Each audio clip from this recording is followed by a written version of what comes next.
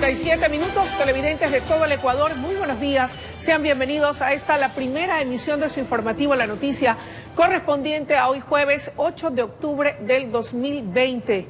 El flamante ministro de Economía, Mauricio Pozo, indicó que en los 7 meses que restan de gobierno procurará consolidar el programa económico, mantener el acuerdo con el Fondo Monetario Internacional y con ello apuntalar la dolarización. También ha dicho que a su sucesor dejará para el próximo gobierno borradores de la reforma tributaria, de la reforma laboral y de la reforma a la seguridad social. Importantes anuncios que hizo el flamante ministro de Finanzas. Y con este antecedente informativo quiero saludar como cada mañana en este día jueves a Mayra Montaño, nuestra querida Bombón, y también a José Luis Arévalo, el sol de la noticia. Qué gusto compartir con ustedes como cada mañana, compañeros. Gracias, mi querida Luisa. Igualmente, pues, mi saludo respectivo para ti, una mujer luchadora. Y mi querido José Luis también, un hombre que se la saca bien. Muy bien, perfecto. Muchísimas gracias, Mayra. Muy buenos días. Para ti también, Luisa, muy buenos días. Buen jueves y así arrancamos la información. Claro que sí, y lo hacemos de la siguiente manera. Escuchen con atención. Desesperada por su situación económica, una mujer intentó suicidarse, esto en el sur de Quito. La actuación inmediata de 2 agentes de tránsito con la colaboración de agentes metropolitanos de control evitó que se lanzara desde un puente peatonal. Hablemos, tranquilo. Como que la decisión estaba tomada, la mujer de más o menos 60 años de edad tenía una de sus piernas al otro lado de la baranda.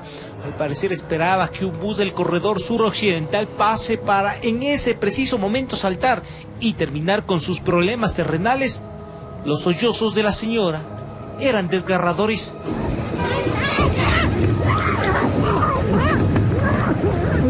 Lloraba y gritaba que no tenía para comer, que no tenía para pagar el arriendo, que ya debía 5 meses. Nos supo manifestar también que ya la habían corrido de la casa, que por eso, o sea, ya no sabía qué hacer. 2 agentes civiles de tránsito que estaban a pocos metros fueron advertidos de la situación. Sin pensar 2 veces corrieron hasta el sitio y confirmaron que el caso era grave, más cuando la mujer estaba desesperada. Tranquilo. Y en ella quiso lanzarse y retrocedimos. Al ver eso, nosotros retrocedimos. A los pocos minutos llegaron agentes de control metropolitano. Todos trataban de convencerla que la decisión de suicidarse no era la correcta, que los problemas tienen solución. Mientras iba subiendo yo al puente, iba pidiendo a Dios, diciendo que me ayude, que le cuide a la señora, que no le haga que tome esa decisión. Pero no se bote, ¿qué pasó? ¿Qué pasó, mi señora? Tranquilo, por favor. Con la adrenalina al máximo, uno de los agentes aprovechó un pequeño descuido y saltó sobre la mujer, logrando abrazarla y bajarla de la baranda. Desahógese. ¿Ya? Mi única reacción fue correr, abrazarle y hacerle para atrás, para evitar alguna desgracia fatal. Sin duda una acción digna de resaltar. El riesgo que algo podía salir mal era latente. Todo era cuestión de segundos que en esta oportunidad hicieron la diferencia entre la vida y la muerte. Dios le dé fuerza a la señora para salir adelante, para que no vuelva a pensar esas cosas. Algo más tranquila fue entregada a la policía para que canalice la ayuda necesaria. Uno de los tantos casos que reflejan el drama que viven cientos de personas que enfrentan una desesperada situación económica. En Quito informó Iván Casamen. Qué pena por esta señora y por aquellos que también están pensando hacer lo mismo. Por favor, hay un Dios misericordioso que está siempre extendiéndonos la mano para bien. 7 de la mañana con 2 minutos, 7 con 2 minutos. Y cambiamos de tema para decirles que reformulan cargos contra los hermanos Bucaram Pules y otras 12 personas en el delito que inició como asociación ilícita. Y ahora la Fiscalía los acusa por el presunto delito de delincuencia organizada, específicamente por comercialización de medicamentos y beneficios por contratos con hospitales del IES en Guayas. Se instaló la audiencia en el complejo judicial Albán Borja y el juez acogió el pedido de la fiscal. y así se reformuló cargos en el caso que inició como asociación ilícita en la supuesta comercialización de bienes públicos, en este caso de medicamentos, a los hermanos Bucaram Puley y a la esposa de uno de ellos, a los hermanos Salcedo Bonilla y 9 personas más. Ahora se reformuló cargos y la acusación es por delincuencia organizada. Se lograron recabar datos respecto a procesos contractuales, donde incluyen convenios de pago, subastas inversas, otro tipo de información, en la cual se verifica que efectivamente se dieron determinados procesos y que existe participación de nuestra organización dentro del desarrollo y la ejecución de los mismos. La Fiscalía además indicó que en aquellos contratos se favorecieron mediante convenios de pago a través de hospitales del IES, en la provincia de Guayas. Para todos se ordenó prisión preventiva excepto para el exdirector del Hospital Teodoro Maldonado Carbo, Luis Jairala Zunino, que quedó con medidas alternativas por su salud. Y otros 2 que se encuentran en el exterior deben retornar y presentarse periódicamente. Tenemos tiempo aún. Este es un proceso transparente, no es ninguna persecución política. Estamos actuando en base a los elementos que hemos logrado recabar y se seguirá recabando. La instrucción fiscal se extenderá por 30 días más, es decir, 120 días en total. La pena en caso de ser declarados culpables ya no será menor a 5 años, sino de 7 a 10 años de cárcel. Jacobo Bucaram se encuentra recluido en la cárcel de la Tacunga.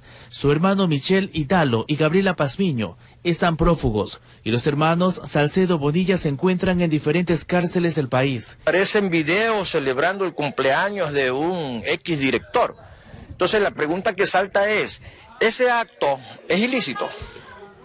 Porque yo tengo capacidad de reunión. La Constitución de la República me establece la libre reunión y movilidad. Pero fue dentro de una institución pública, un hospital, que justamente es parte de la investigación. Yo me puedo reunir en la Presidencia de la República con quien yo quiera. Informó Charlie Pisa.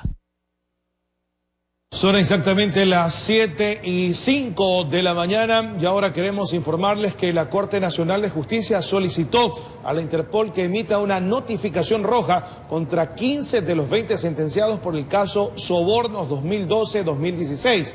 En la lista se encuentra Rafael Correa.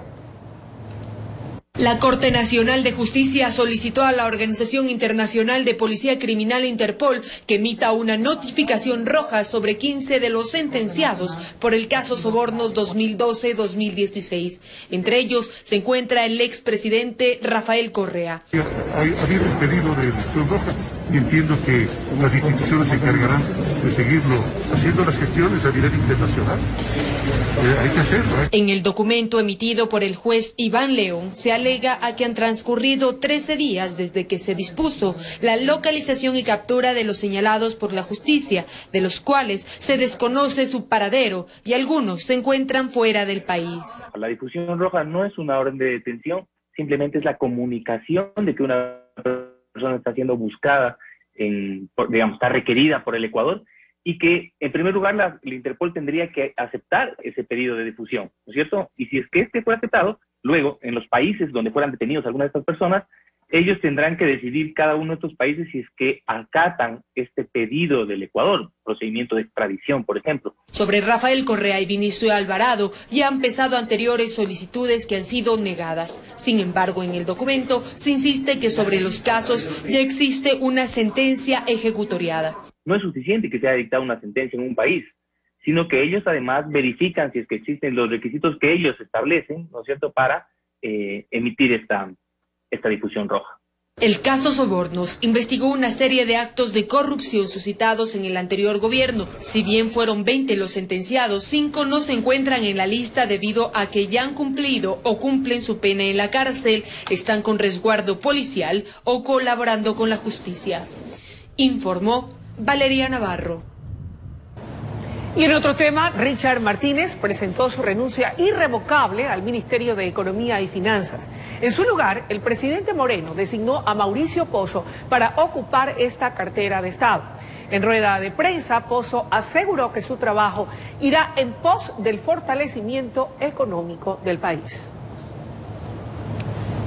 La transición producto del cambio de ministro de Finanzas fue afable. De una parte, Richard Martínez dijo que la cartera de Estado queda en manos honestas y el actual titular de la institución, Mauricio Pozo, agradeció por el trabajo ejecutado por el saliente funcionario. Felicito y agradezco al economista Mauricio Pozo, nuevo ministro de Economía, por asumir este desafío. Quiero reconocer el trabajo de Richard Martínez y agradecerle por su esfuerzo, su dedicación. Ya en materia, lo puntual expuesto por el flamante ministro de Finanzas Mauricio Pozo fue que en su gestión se fortalecerá la estabilidad económica del país. Y adicionalmente poder convocar a un diálogo nacional para poder encontrar consensos básicos en reformas que el Ecuador requiere, independiente del acuerdo que tenga con el organismo internacional llamado Fondo Monetario. También señaló que dará continuidad al capital de trabajo de la administración reciente. Con ello ratificó las funciones de los viceministros actuales.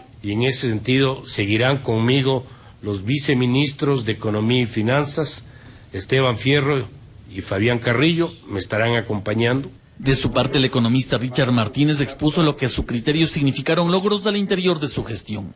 Acciones que ratificó permitieron blindar la dolarización. Redujimos el capital en 1.500 millones de dólares, bajamos la tasa de interés prácticamente a la mitad. La deuda bilateral con China también debía revisarse. Logramos un alivio de cerca de 900 millones de dólares entre este año y el próximo. Richard Martínez renunció a su cargo de ministro de Finanzas este miércoles. Al salir de la cartera de Estado, se sabe trabajará para el Banco Interamericano de Desarrollo. Aceptada su renuncia, el presidente Lenín Moreno, mediante decreto ejecutivo 1168, designó a Mauricio Pozo en su reemplazo. No es la primera vez que Pozo ostenta este cargo, ya que entre 2003 y 2004, en el gobierno de Lucio Gutiérrez, fungió como titular de la entidad. Informó Javier Rosero. 7 de la mañana con 9 minutos, 7 de la mañana con 9 minutos. Y pues información que viene también del Ministerio de Finanzas, descartó un incremento del IVA al 15% tras el acuerdo con el Fondo Monetario Internacional. Se aclaró que las reformas tributarias que constan en el programa deberán ser analizadas por el próximo gobierno. Veamos. El Ministerio de Finanzas explicó y aclaró al país aspectos referentes al programa con el Fondo Monetario Internacional que generaron incertidumbre, sobre todo frente a un posible incremento del IVA, algo que fue descartado por esta cartera de Estado, pues se señaló: no existe en este momento ningún proyecto de ley de reforma tributaria que haya sido enviado a la Asamblea Nacional para su tratamiento. Por tanto, recalcamos que no se sube el impuesto al valor agregado, no se retiran beneficios tributarios a ningún sector de la población, no se establecen nuevos impuestos. El revuelo surgió luego de que se conocieran detalles de la carta de intención del programa, en los cuales se marca un objetivo de incrementar 2.000 millones de dólares a los ingresos tributarios para 2022. Para lograr esto se recomienda un incremento progresivo del IVA al 15% y otras medidas tributarias. Según explica Finanzas, el programa incorpora metas a cumplirse conforme a la realidad del país, la cual es dinámica y de ninguna manera significa una camisa de fuerza. Esto mismo fue expresado también por representantes del multilateral que plantean un diálogo con el próximo gobierno, pues este tipo de reformas deberán ser consideradas en el segundo semestre de 2021 para aplicarse en el año fiscal de 2022. Estos programas son documentos vivos que se modifican, que se renegocian. En el caso de que llegue el momento de considerar una reforma de este tipo, el economista Vicente Albornoz asegura que se podrían considerar otras alternativas. Lo que se está haciendo es dando ideas de cómo reducir el déficit. Usted tiene gastos de este tamaño, ingresos de este tamaño. Y la pregunta es ¿cómo achico el hueco? De acuerdo a lo expresado por el gobierno, este régimen dejará un borrador del paquete de reformas y resalta que el programa es una hoja de ruta que deberá definirse el próximo año bajo criterios de equidad y progresividad. Es decir, quien más tiene, más paga. Informó Carolina Basante. Muy bien, y ahora queremos informarles que el presidente de la República, Lenín Moreno, en cadena nacional, pidió al país no bajar la guardia ante la pandemia y afirmó que todavía existen personas que están perdiendo la vida contagiadas del COVID-19. Escuchemos a continuación sus declaraciones. La emergencia sigue y debemos estar más protegidos. El relajamiento de medidas podría tener consecuencias mucho más dramáticas de las que vivimos en abril y mayo pasado. Prueba de ello son los titulares de prensa internacional. No podemos cometer el error de creer que la pandemia ha pasado. No podemos bajar la guardia. No podemos bajar la guardia. El COVID sigue cobrando vidas y mientras no haya una vacuna debemos seguir protegidos. ¿Y cómo lo hacemos? Con 3 medidas sencillas. Así podemos salvar vidas. usando mascarillas, mantener la distancia y lavarnos frecuentemente las manos.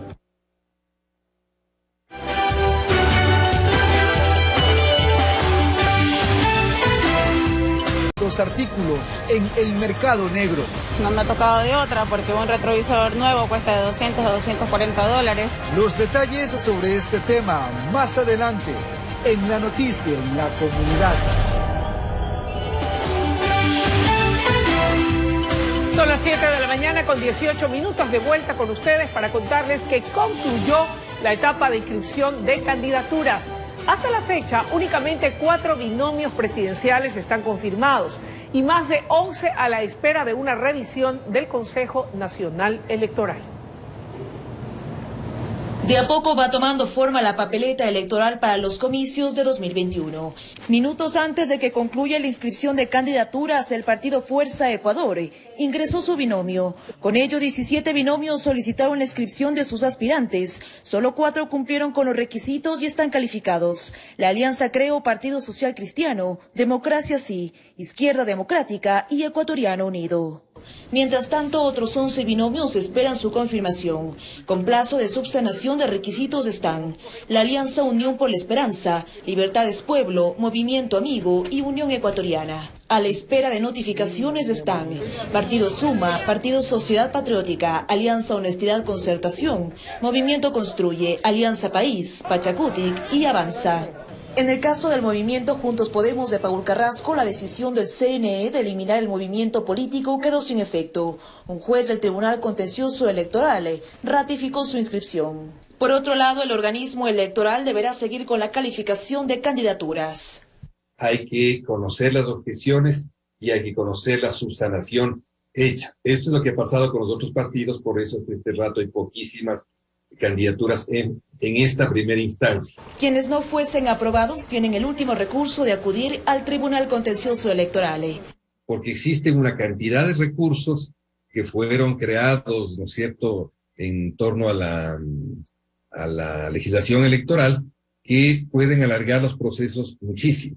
Entonces, las candidaturas en firme se conocerán aproximadamente en 2 meses antes del inicio de la campaña electoral.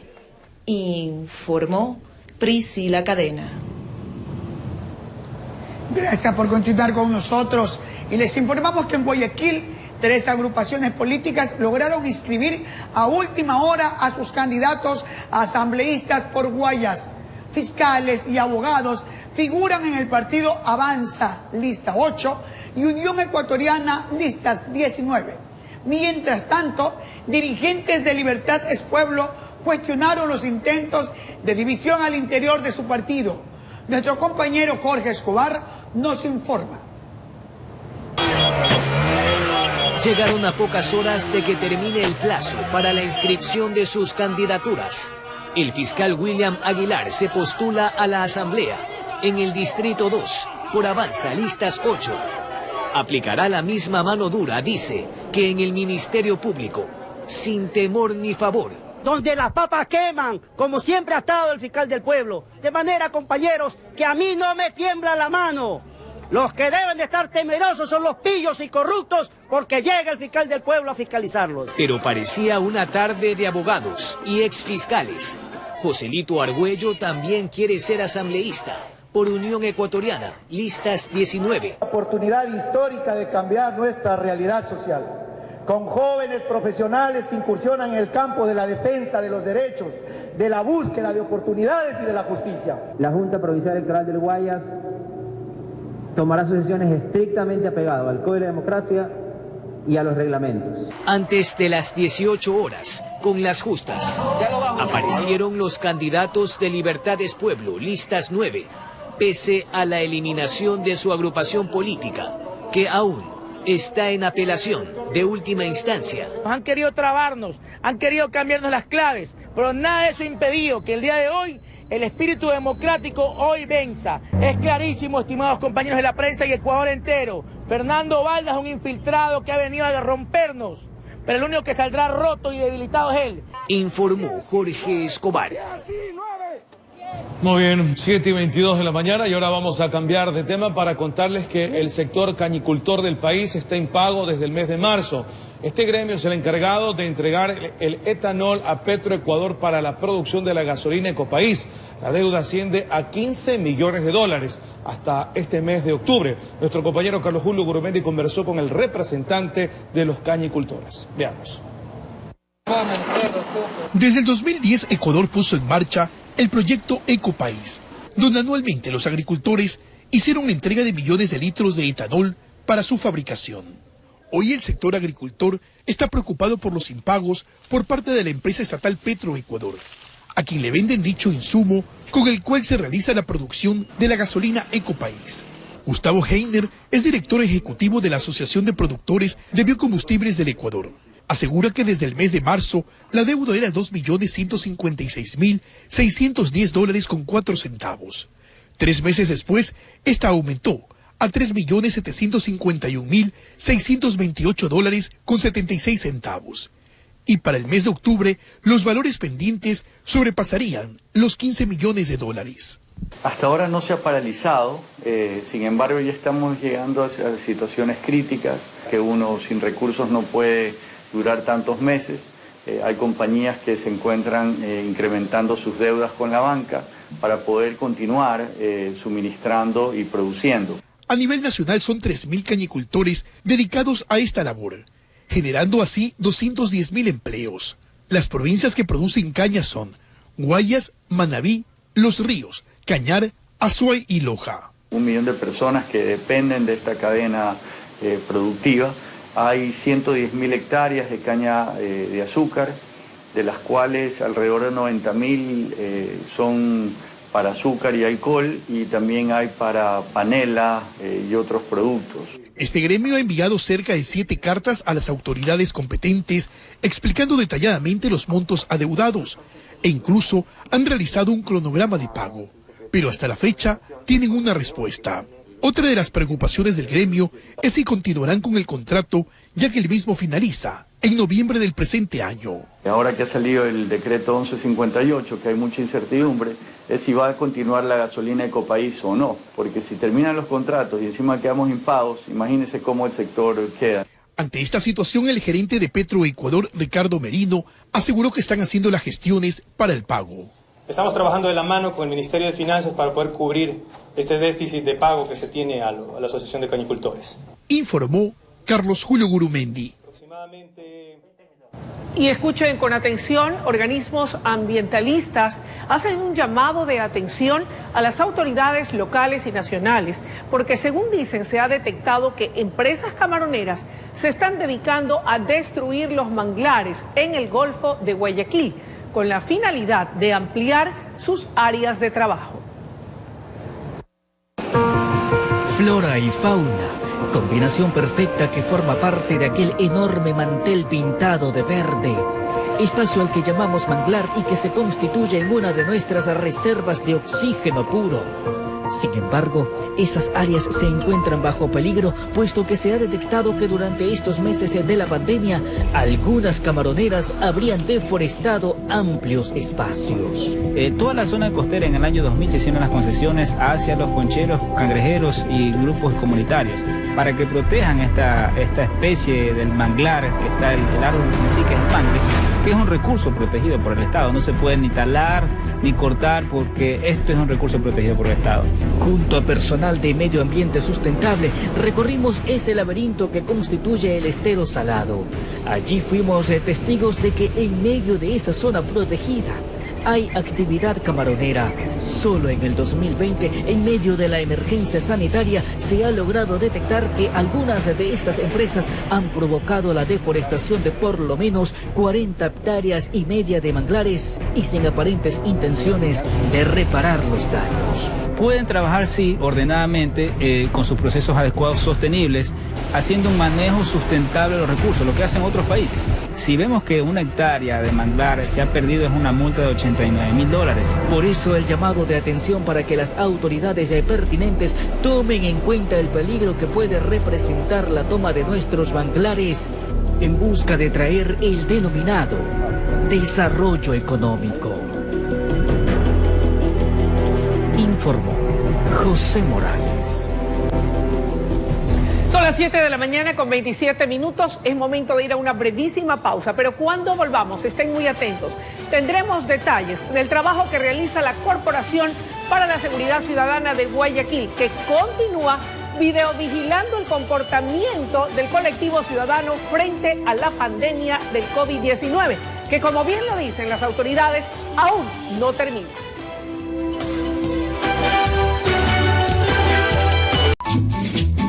Agenda Cultural, jueves 8 de octubre. Séptima Feria Gastronómica Internacional Raíces. Se desarrollará en los salones A, B, C y exteriores del Centro de Convenciones de Guayaquil, desde las 9 de la mañana hasta las 9 de la noche.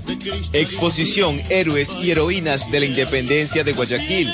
Se desarrollará en la Galería Blanca de Guayarte a las 6:30 de la tarde.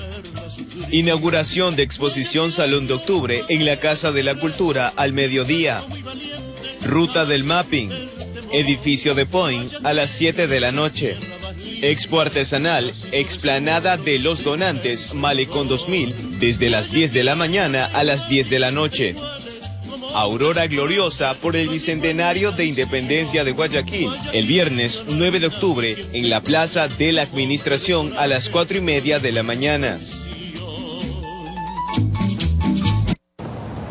7 de la mañana con 34 minutos y ahí está todo el calendario de las fiestas o festividades que se celebran en Guayaquil. Está invitado. Bueno, pues y cambiamos de tema para decirles que la Corporación para la Seguridad Ciudadana de Guayaquil continúa con su misión de videovigilar el correcto comportamiento de sus ciudadanos ante la pandemia del COVID-19. Más personas fueron captadas incumpliendo las normas. Con ustedes.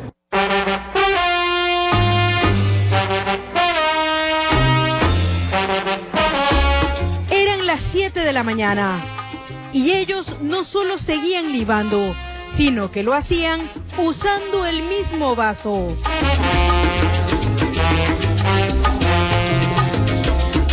¿Y qué importa el día de la semana que era? Porque para los fiesteros da igual si es lunes o domingo. De repente escucharon a la voz. Comunicamos que está infringiendo la ordenanza municipal sobre el uso obligatorio de la mascarilla y que el distanciamiento social a las 12 personas que se encuentran en la vía. Por favor, les recordamos que está siendo monitoreado. Y ni ella lo sensibilizó. La borrachera continuó allí en el Guasmo Sur hasta que les cayó la Policía Nacional y los retiró. Mientras tanto, en Las Acacias, este ciudadano se pegó el susto de su vida cuando personal de la Corporación para la Seguridad Ciudadana de Guayaquil utilizó su megáfono para recordarle el uso de la mascarilla. Al caballero de la motocicleta, por favor les recordamos el uso obligatorio de la mascarilla. Él y todos los ciudadanos de Guayaquil tenemos la obligación de portar correctamente esta prenda, con la cual no solo salvaremos vidas, sino también evitaremos la sanción del 20% de un salario básico unificado, que equivale a $80, y 160 a los reincidentes, informó Maite Morán. Muy bien, ahí les cayó la voz a esta gente que la no voz. hace... ¿De quién será la voz? Que no hace caso. 7:37 de la mañana y vámonos hasta Colombia, donde las autoridades desmantelaron una peligrosa banda delincuencial que obligaba a menores de edad a vender droga en la ciudad de Guatapé. Esto en el departamento de Antioquia. De acuerdo con la policía, los niños eran utilizados para distribuir drogas a turistas y habitantes del municipio. La banda los reclutaba fuera de los colegios o en los entornos deportivos y primero les regalaban dosis mínimas del estupefaciente para incitarlos al consumo y después forzarlos a vender la droga. Durante el operativo, la policía también decomisó varias dosis de alcaloides. Y escuchen con mucha atención, en Estados Unidos, 3 niñas y una adulta hispanas que compraban en una tienda de muebles en la ciudad de Elizabeth, en New Jersey, murieron después que un incendio se desatara en el primer piso del edificio donde se encontraban. Otra mujer se encuentra en estado crítico. Cerca de 100 bomberos acudieron para sofocar el incendio. Las víctimas trataron de salir por una escalera trasera, pero estaba cubierta de humo y fuego, e intentaron escapar por otra puerta, pero estaba obstruida por una jaula de metal. A pesar de que 3 policías colocaron una escalera e intentaron mover la puerta, les fue imposible. Al parecer, el fuego se inició dentro de una máquina de refrescos. Lamentable la pérdida de la vida de esta mujer y estas 2 niñas hispanas, en tanto que otra se debate entre la vida y la muerte. Cosas dolorosas que pasan en el mundo. Y nos vamos a Chile para decirle que existe indignación por el caso de una mujer que fue violada y apuñalada por su pareja y que afortunadamente logró pedir auxilio. El hecho ocurrió en las inmediaciones del cementerio general de la comuna de Maipú, en la capital Santiago. La víctima recibió al menos 5 puñaladas y permanecía tendida en el suelo tras ser atacada cuando fue socorrida por otras mujeres, quienes llamaron a la policía, que logró detener al acusado, que se escondía a pocos metros. La mujer fue llevada a un hospital donde, gracias a Dios, se recupera. Bueno, terribles situaciones que se ven en el mundo. 7:39 de la mañana, vamos a cambiar completamente, rotundamente de tema para decirles que el hierro forjado acompañado de la madera no pasan de moda. Este es el emprendimiento de 2 ciudadanos de nacionalidad venezolana, quienes llegaron al país y después de pasar la pandemia decidieron unirse y emprender este negocio. Las ventas se las hace vía internet. Nuestro compañero Carlos Julio Gurumendi aquí con los detalles. El segmento Emprendedores es presentado por Visa. Aquí estamos, promoviendo el progreso de los comercios locales.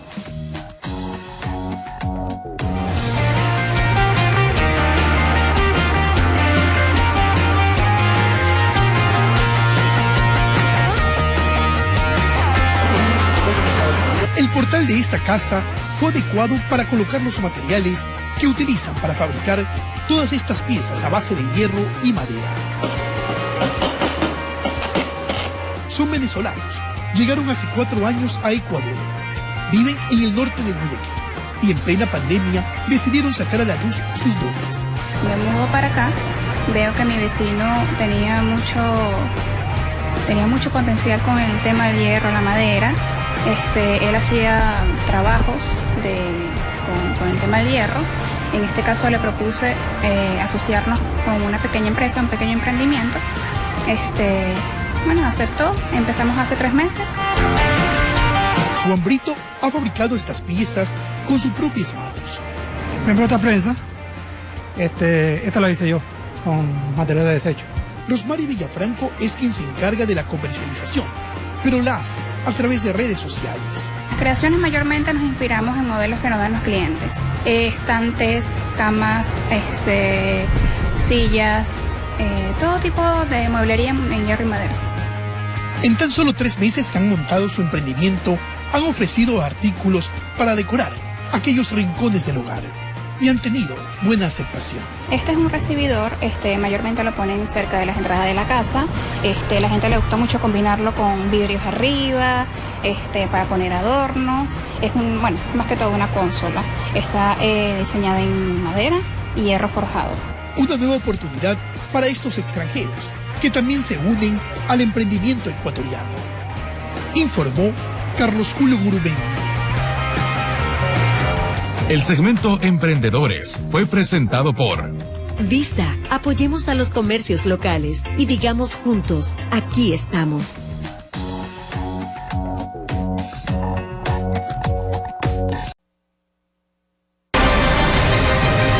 Habitantes del sur de Guayaquil denuncian constantes robos de accesorios de vehículos. Sería un objeto caliente para esta clase de delincuencia. Aseguran que debido a la falta de ingresos, se ven obligados a conseguir estos artículos en el mercado negro. No me ha tocado de otra porque un retrovisor nuevo cuesta de 200 a 240 dólares. Los detalles sobre este tema más adelante en La Noticia en la Comunidad.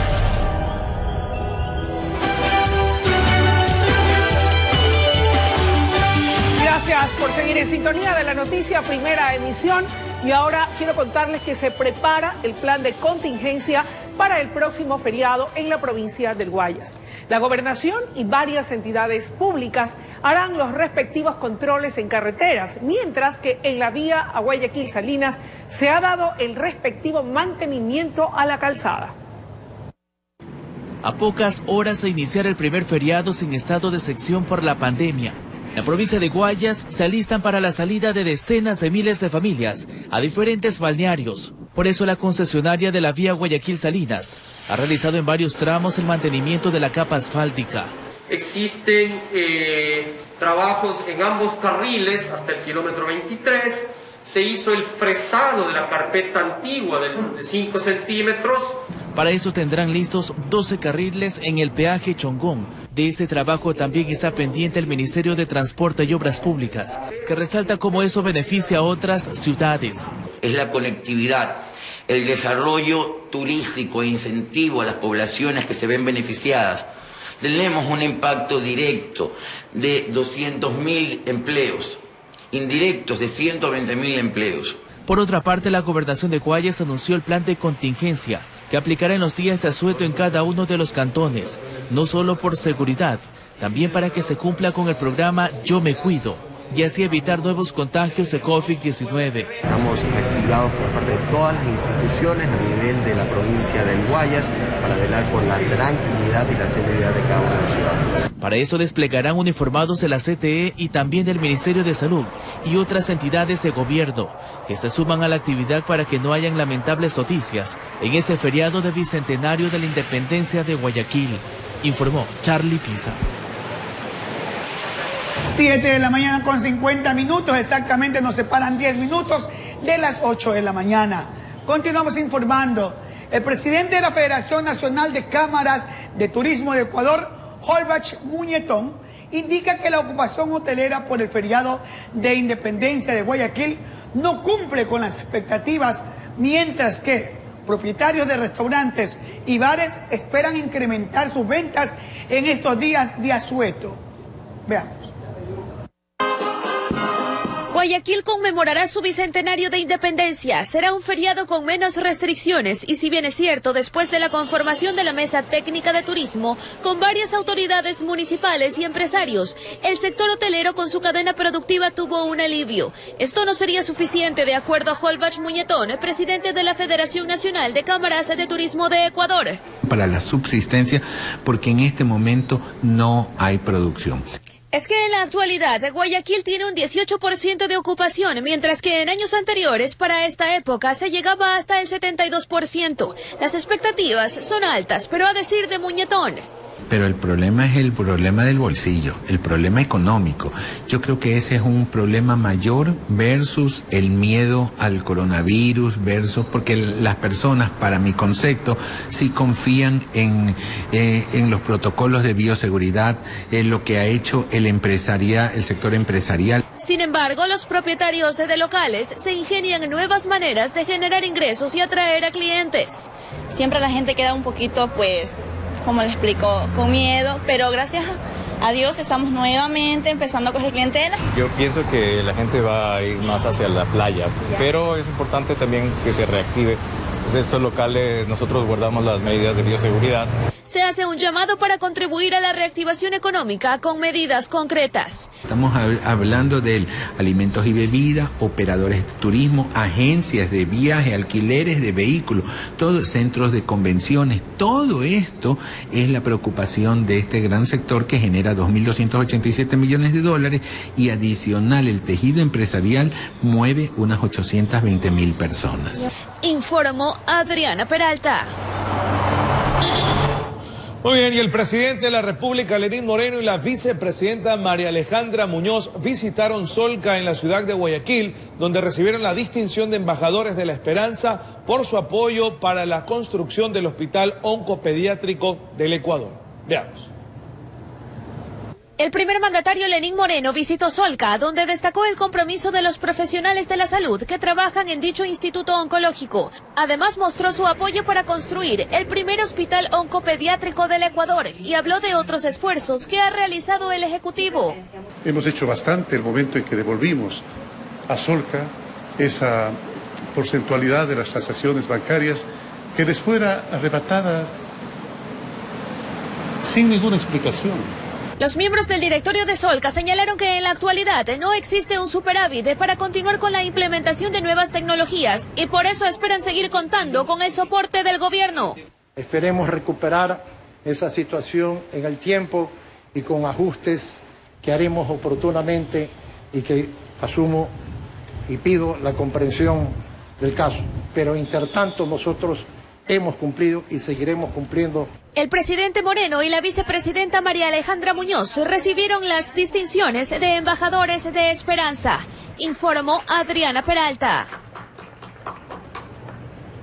Y escuchen con mucha atención, en varias vías principales de Guayaquil se divisa gran cantidad de desechos de construcción.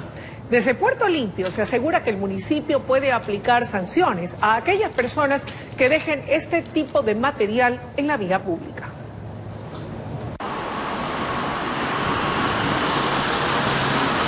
No hay manera de evitar leer lo que dice este anuncio, pero muchos prefieren ignorarlo.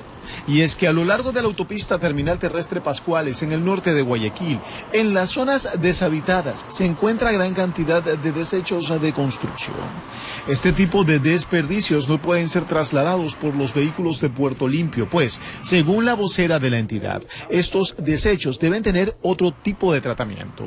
En muchas ocasiones van carros, van volquetas o van personas a puntos exclusivamente a dejar cualquier tipo de desechos, ya sea desechos orgánicos o los desechos que también estabas mencionando, como llantas, materiales de construcción, palos, material producto de poda. Todos estos desechos lo único que generan es insalubridad y mal aspecto a nuestra ciudad. Sin embargo, lo que sí hay que recalcar es que aquellos que se deshagan de este tipo de basura de forma inapropiada, se les aplicará multas. En cuanto a las multas y sanciones, efectivamente existen multas por el incumplimiento a la ordenanza municipal que norma el manejo de los desechos sólidos.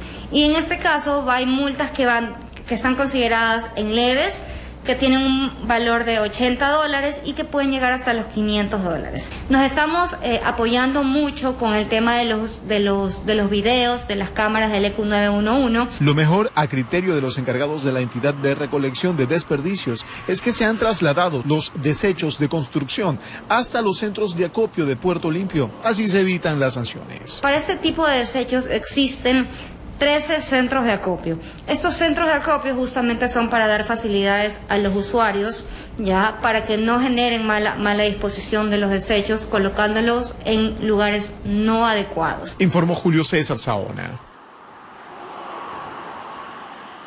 7 de la mañana con 56 minutos. 7 de la mañana con 56 minutos.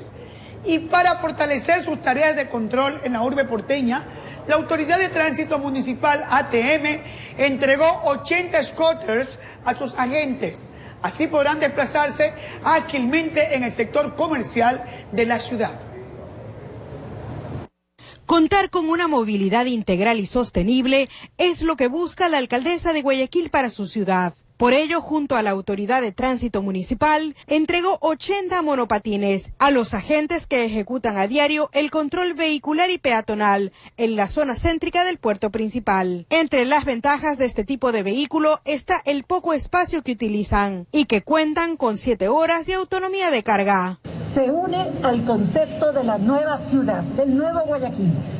Tenemos aerovía, tenemos metrovía, tenemos buses, tenemos ciclorrutas y tenemos ahora nuestros agentes cuidando el medio ambiente porque cada uno de estos vehículos son eléctricos. De esta manera, junto con lo verde, con lo sostenible, con el nacimiento de una nueva ciudad después de una tragedia, le decimos a Guayaquil, puedes levantarte.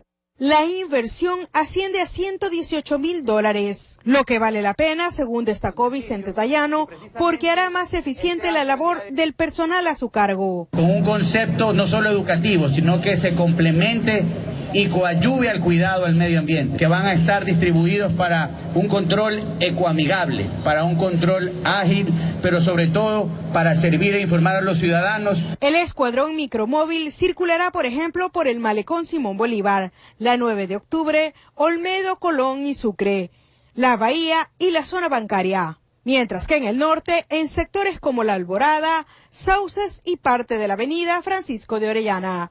Informó Maite Morán. 7 de la mañana con 58 minutos. Amables televidentes Mayra y José Luis, de esta manera finalizamos la primera emisión informativa. Así es, gracias mi querida Luisa. Estamos ya abriendo las puertas para el espacio de las noticias en la comunidad con el licenciado Hugo Gavilanes, el chico Cyber o locutorio. Un abrazo para todos. Que tira lengua el tío, lengua y lengua ahorita. Muy bien, 7:58. Vamos ahora sí con la noticia en la comunidad. Mi querida Luisita. Se va en buenos días. Me voy. Se va en su scooter, eso, en su tricimoto, en su triciclo, en su patineta, pero se va. Muy bien. Mañana nos vemos contigo, mi querida Luisa.